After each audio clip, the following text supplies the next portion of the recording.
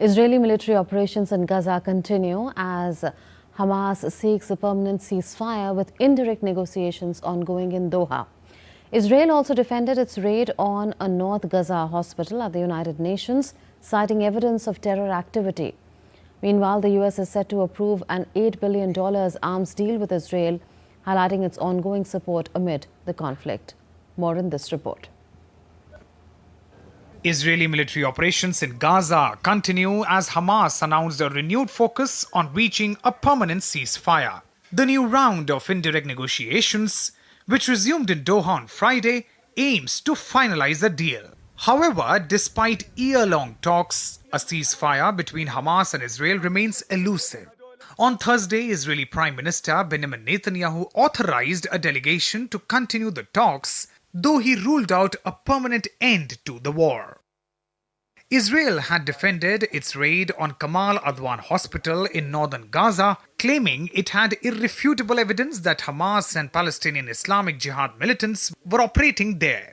However, United Nations Human Rights Chief Volker Turk criticized Israel's justification as unsubstantiated and vague. The hospital, which has been at the center of the controversy, denied these allegations.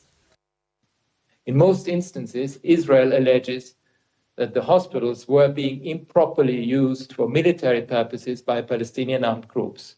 I've in fact just received a letter from the Israeli ambassador asserting that Kamal Adwan Hospital was militarized by Hamas and that Israeli forces took extraordinary measures to protect civilian life while acting on credible intelligence.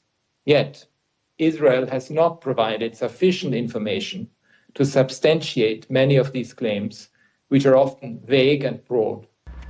As the search continues for those responsible for the October 7, 2023 terror attacks, the Israeli army maintains its operations in Gaza's hospitals and refugee centers, which it believes are hiding places for gunmen.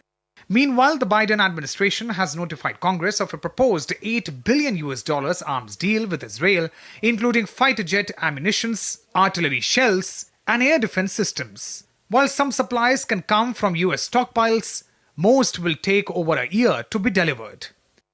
Meanwhile, heavy rains in Gaza have worsened the misery of displaced people, flooding and damaging their makeshift tents amid the ongoing conflict. Floodwaters have risen by over 30 centimeters in some areas, leaving people exposed to the cold and damaging shelters.